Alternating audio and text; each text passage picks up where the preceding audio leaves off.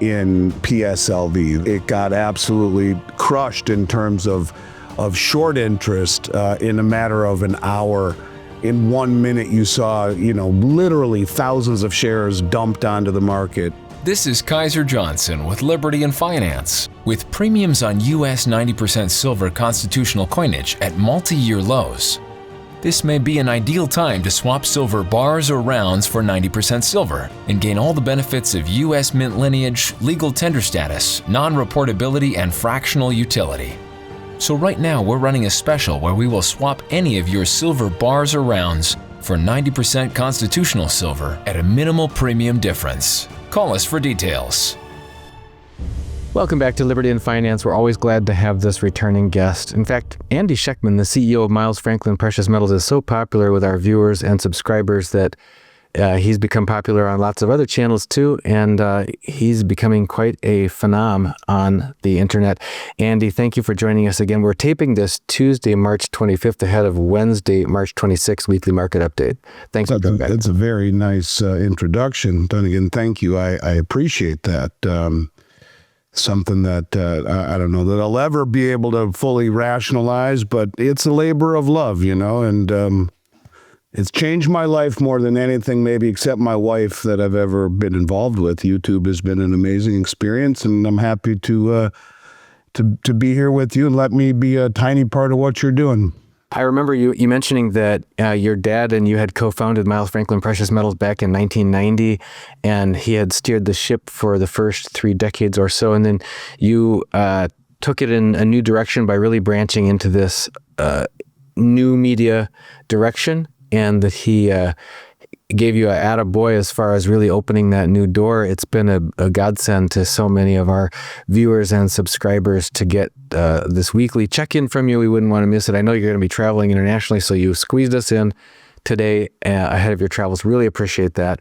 And wanted to touch base with you on several things and get to your read of some of the biggest things that are moving and shaking in the world of both geopolitics, international monetary finance, and also in the bullion, both the retail and wholesale sides of the market. But first, touching on 2 things. One is storage considerations. This keeps getting brought up by some of our clients. We want to ask a couple questions for you on that. And secondly, the principle that you and I keep hearing heartbreaking reports from our clients and subscribers who are calling us and talking to us about having been basically preyed upon by unscrupulous dealers. So we'll just touch very briefly on that again, just because some people have not heard that warning of caution and need to. So maybe we'll start there. We have new reports again from, we've talked recurringly about companies, dealers in particular, who specialize in IRA conversions for retirement age people, and they often use predatory practices of selling unusual sized and expensive and overpriced bullion to these people that's more than charging 2 times, 3 times, 4 times, 5 times what they should. But it's difficult for people to comparison shop, A, because they're newbies, or B, because they're being pushed into something that's an oddball specialty item and not just straight up mainstream investment grade bullion.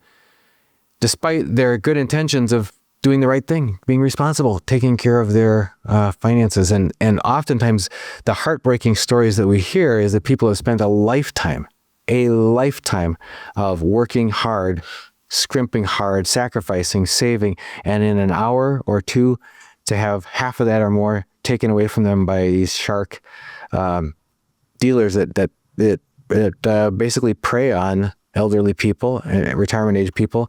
And very often these companies have celebrity spokespeople, whether it's retired professional sports people or actors from television or movie studios or government, or retired managerial staff from the U.S. Mint or whatever.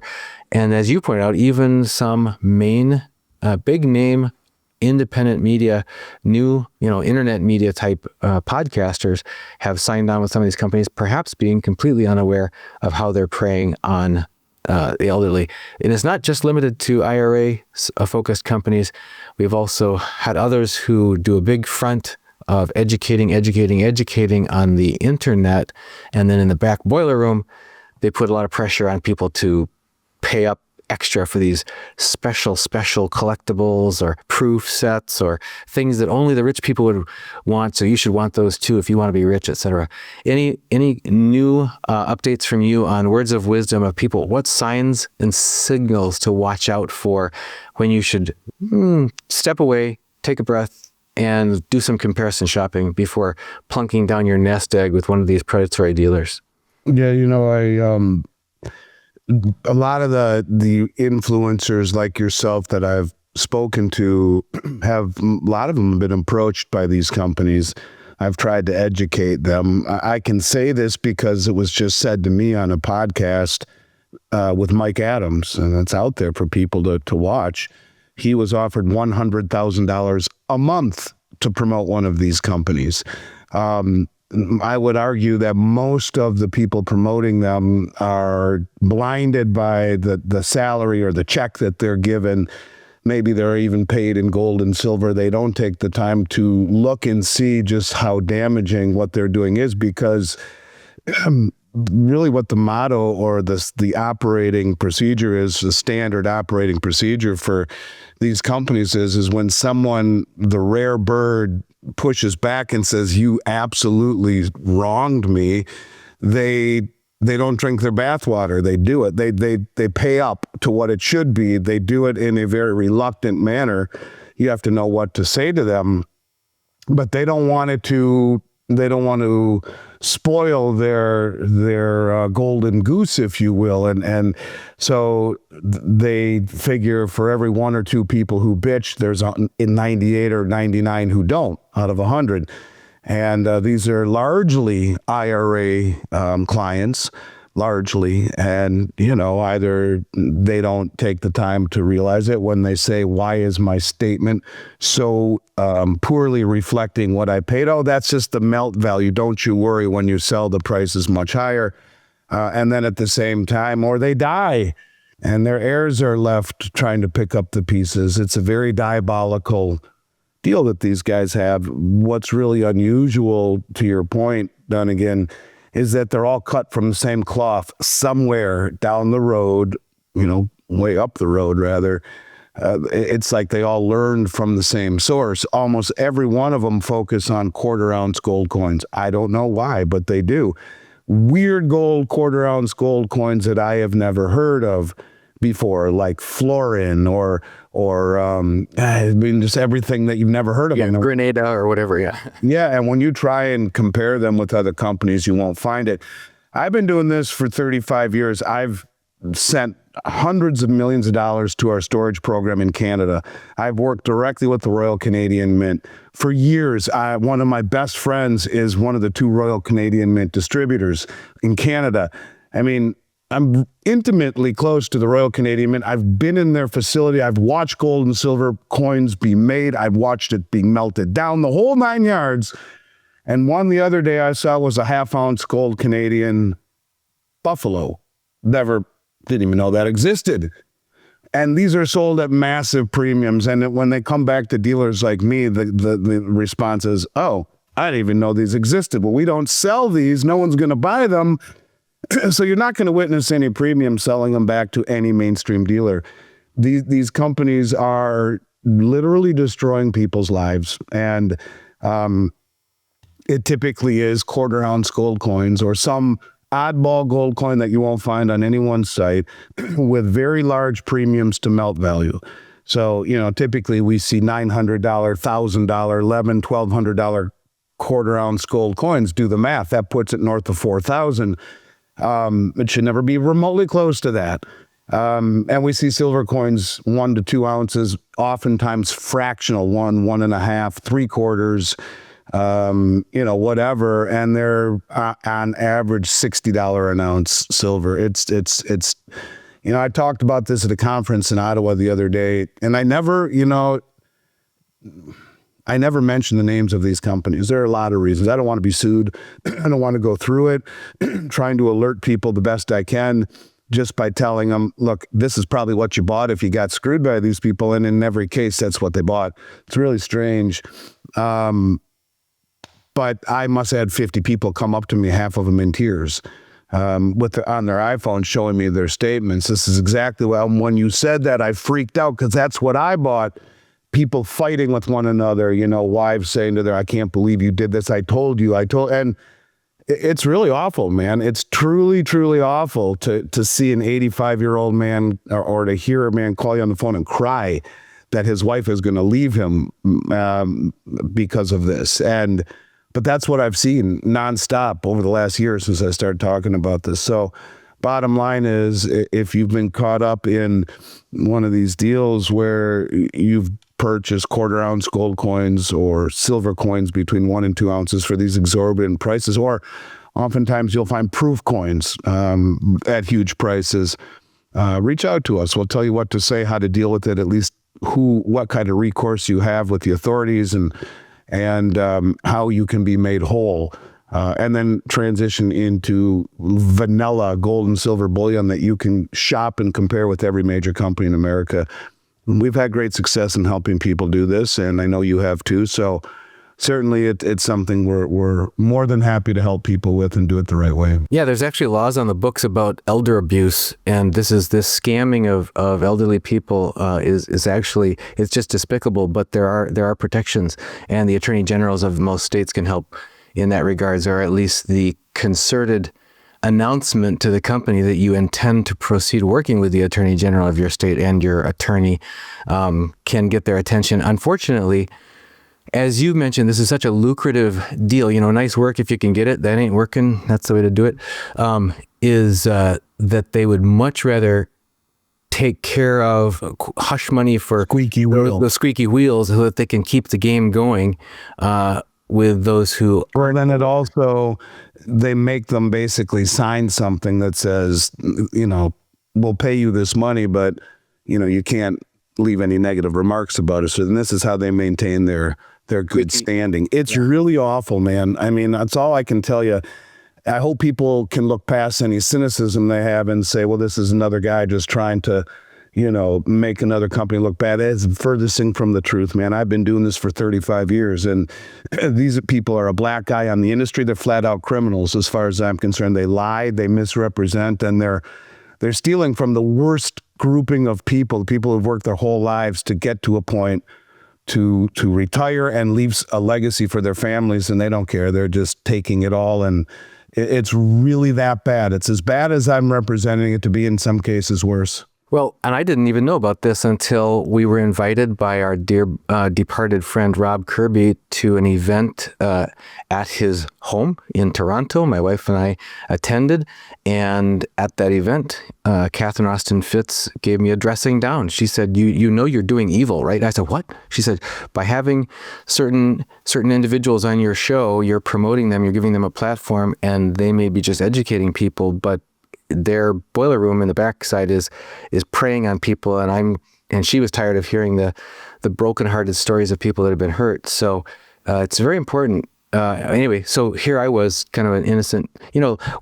Every year we take anti-money laundering training as professional bullion dealers, and part of that is know your client, but you also have to know your media guests and that kind of thing, because you don't know what's going on with the associations they have. But once we found that out, we changed Well, and I don't take exception in what Catherine says. I know who she's talking about. I'm not going to mention the name. There comes a time where you have to basically say, if the person promoting it knows what they're doing. In some of the cases, I don't think they do. I can think of several influencers who I've said this to after they started with some of these companies, and they're blown away. My goodness, Andy, thank you. I've broken affiliation and blah, blah, blah. But there are others out there who are doing things similar, selling products that they shouldn't and misrepresenting and doing so knowingly. And that's different. And to Catherine's point, that's true. And I think you can avoid all of these problems by just maintaining one very simple ideology as it pertains to owning metals, and that's just keep it really simple. Buy American Eagles, buy Canadian Maple Leafs, buy the very boring vanilla main items at bullion, not proof. And if you're going to buy fractional, stick with the American Eagle or the Canadian Maple Leaf. Just make it simple. And if you do that, you'll never have a problem. See, the issue is that there's a handful of primary distributors. The primary distributors make a market in the items issued by the 6 primary mints and the subsequent refineries that make generic bars and rounds. They don't make market in any of these goofy things that, these companies are claiming they do.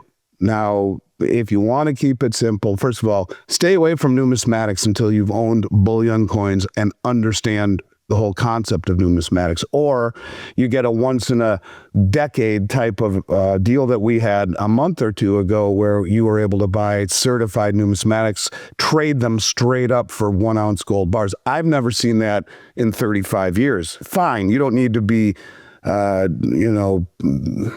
well-versed in $20 gold pieces to get a deal like that, but you stick with gold and silver bullion from the 6 major mints: U.S., Canada, Austria, Australia, South Africa, United Kingdom, and buy the coins that they put out as their main bread and butter. The Britannia from the UK, the Krugerrand from South Africa, the Philharmonic from Austria, the Kangaroo from Australia, the Maple Leaf from Canada, and the Eagle and Buffalo from the United States. Remember, the Buffalo silver coin is not U.S. mint. It is a private refinery. It doesn't mean you shouldn't own them. It's just not a legal tender coin. But if you stick with that grouping of stuff, you'll never get screwed, period. And it's easy to make sure you're getting a fair price. So anything deviating from that is where the fraud or the misrepresentation or the corruption in this industry, for lack of a better word, begins. It begins at a place where it's harder to find any type of comparable. It begins at a place where you're going beyond just getting bullion and you're focusing on what the rich people buy or the profit potential. That shouldn't come until you have a firm understanding of numismatics, of coins that have better profit potential and their liquidity. So don't start there. That could be something down the road. Start with a bowl of vanilla ice cream, and if you follow what I just said, I think you have no problems. Yeah, the other words you mentioned was not going for the proof,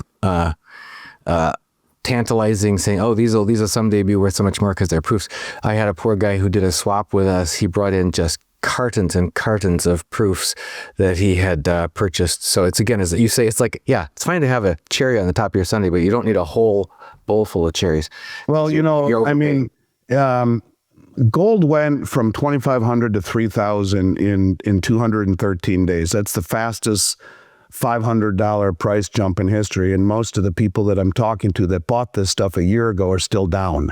So figure that one out, right? The fastest $500 jump in history in the last 213 days, but people buying a year ago, these products are still down. It should not be that way in this industry. If gold moves up 1 or 2%, you should be up, and not down on what amounts to a very significant increase in the price of gold. So, okay, so folks, if you feel that you've been or are concerned you're being talked into paying more than you should for investment grade bullion, don't hesitate to give us a call. We can help give you some tips that may help you as they has helped others in advocating for being made whole by such dealers.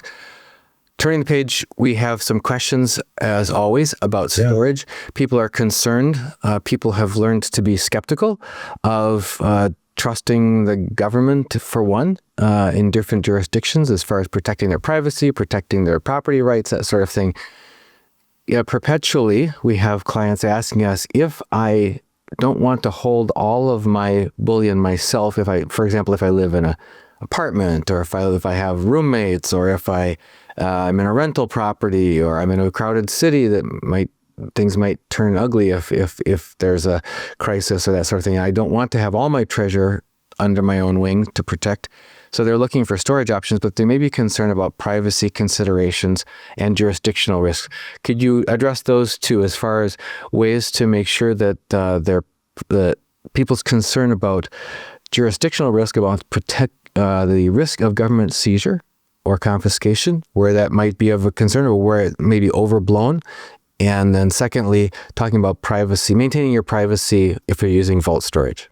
I mean, who knows as far as confiscation. I have a hard time believing that we'll see it again. You have J.P. Morgan as the primary custodian of SLV and GLD. It'd be much easier to take those two funds, the lion's share of gold and silver held in a couple of funds amongst the others they are in custody of, along with BlackRock, without going door to door to take what amounts to a drop in the bucket in terms of what the American public owns. And you have the Shanghai Gold Exchange and the gold accumulation programs that the government is running for the people through the Shanghai Gold Exchange. They're promoting gold in China. You look to Russia; they've slashed or got rid of the duty, if you will, I guess it's called, or any extra tax that the people have to pay to own it in Russia. That's gone. They're promoting it to their citizens. You have countries around the globe, even those that we would consider to be a step or two behind the freedom we find here, which is probably silly to even say that, but these countries are promoting it. It would be the death knell for the dollar and everything we stand for if we took gold from our citizens. And we already are having a hard time inspiring trust for people to take our treasuries. If we activated eminent domain and took gold from the public, it would be, I think, a very bad day for the United States and our prospects of retaining the center of free trade globally. So I don't think that'll happen. It's too easy for them just to take the ETFs, but that's speaking to jurisdictional risk. You could dig a hole in your backyard and become a midnight gardener if you're really that concerned about keeping it in your house. I get it. If you want to move it into storage, we've partnered with Brinks and we've worked with them for going on 17 years. I've never seen an ounce out of place, raise my voice for a second, or question anything I've ever seen there. I've taken part in dozens and dozens of audits with the third-party auditor. They do things the right way. And we have facilities in Canada, in Toronto, Vancouver, Montreal, in the United States, in Texas. We're the only ones there at this point right now. Miami, we're the only ones there. New York City, Salt Lake City, and Los Angeles. I choose to work with a company of that integrity, a Fortune 100 style balance sheet, 100-year-old company who has never had an attempted break-in in any of their facilities. In a world of imperfect choices, it's as good as I find. I would stay away from private facilities in strip malls that these things that they use a retina scan or whatnot. These small places that I just think that it lacks the security, it lacks the infrastructure. Certainly, you'd want to make sure everything is insured and whatnot. For me, storage is about knowing the location, having the ability to retrieve it, making sure that the assets are completely segregated and fully insured. I don't think that anything fits the bill quite the way that our Brinks program does. Well, like I said, there are easy ways to hide this stuff in your home, bury it. If you get past that and still need to use storage, contact us. I truly do believe that our storage program is by far the best in the industry. And I do believe that. And I'm not just grandstanding, whether it be through the way that we have a fixed rate program that others don't have. We have a safe deposit box program in Toronto and Vancouver that others don't have, and access to Dallas and to Miami that others don't have. That's just the beginning. Reach out to us. Our Brinks program, I believe, is as good as it gets. All right, now I want to unleash you on your latest updates. You do research constantly, and I know you have a hard time turning your brain off because you're connecting the dots all the time, but helping us be aware and prepared as we look forward what you've been noticing in the past week since we had a chance to chat with you about what's going on either geopolitically, monetarily, or in the bullion industry, retail or wholesale. Yeah, I mean, one of the things that people are talking about is the amount of shorting that we've seen in PSLV, that it got absolutely crushed in terms of short interest in a matter of an hour. In 1 minute, you saw, literally thousands of shares dumped onto the market, and just like that, maybe even more than 1 million shares.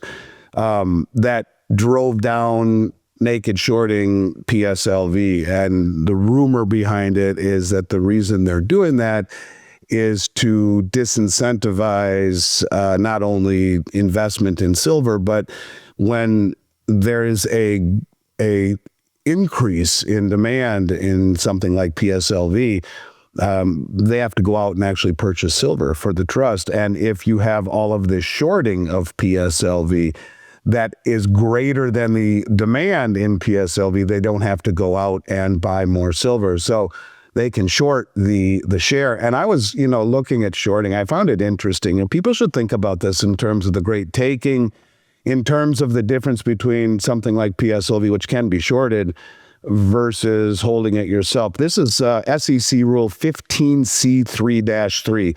In the United States, the Securities and Exchange Commission regulates rehypothecation through Rule 15C3-3, which limits the amount of a client's securities that a broker-dealer can rehypothecate to 140% of the client's debit balance. So, they can take everything that you have plus another 40% and it can be shorted.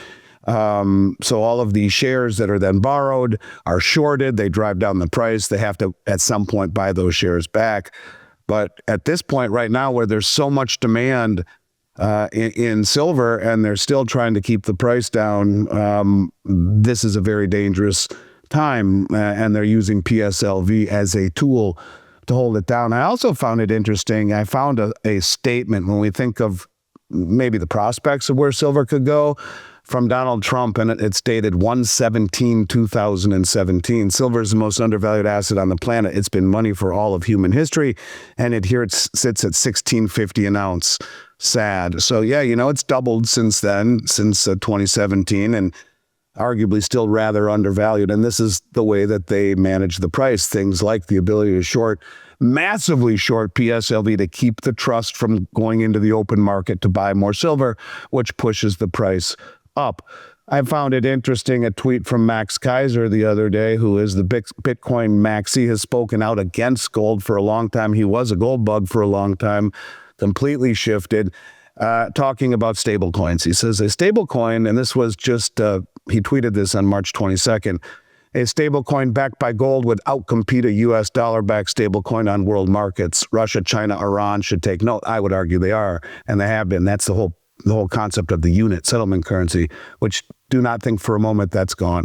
It would track inflation. The U.S. dollar does not. You're guaranteed to lose purchasing power in the U.S. dollar.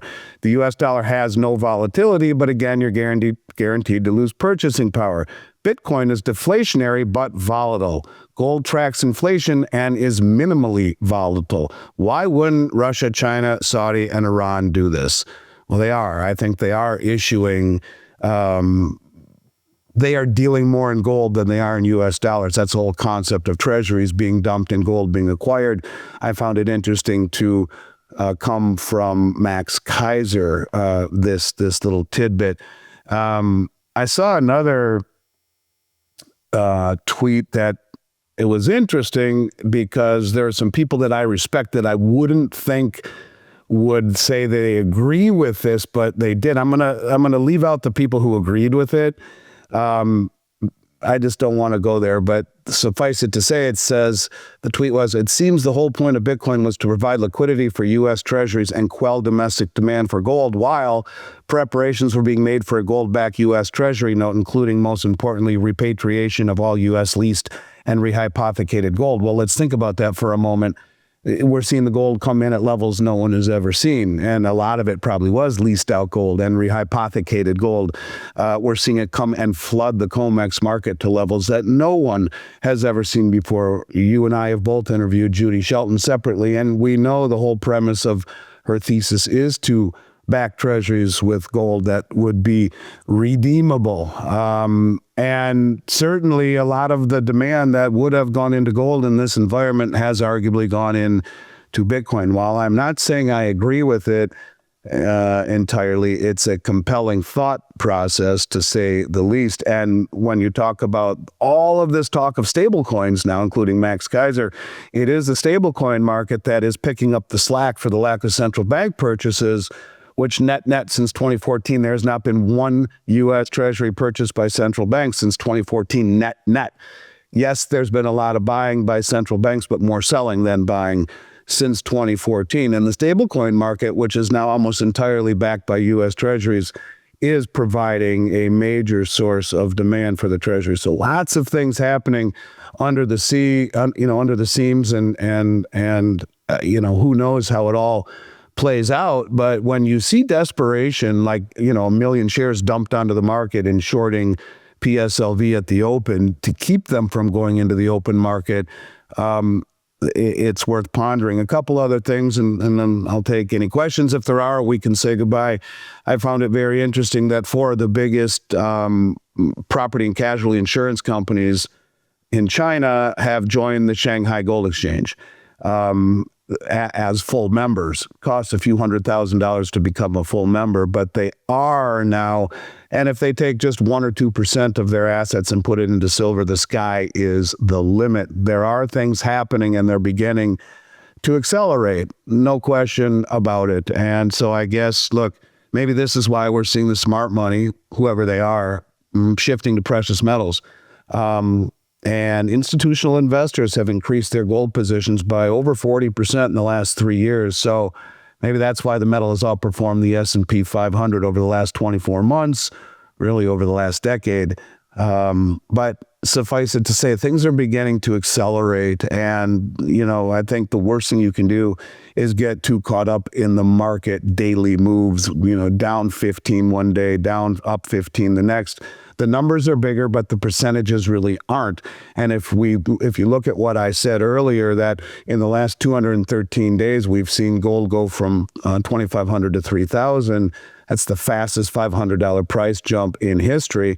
But in essence, you're only talking, under a 15% or about a 15% gain, just over 15, 16%. It was up 40% last year or thereabouts. So as the numbers get bigger, it kind of skews the percentage drop. And, so pay attention to that. Yeah, that number is big, but the percentage move wasn't the fastest move ever, but the amount of dollar increase is. Anyways, lots of crazy things happening, and I think it's literally just beginning. In an interview I did with David Hunter this morning, he thinks that we'll see a blow off here very soon, a blow off top in the equities, and then a collapse, a full out collapse in the equity market, in everything, leading to a commodity super cycle where he's predicting, silver at 500 or 750 and gold at 20,000.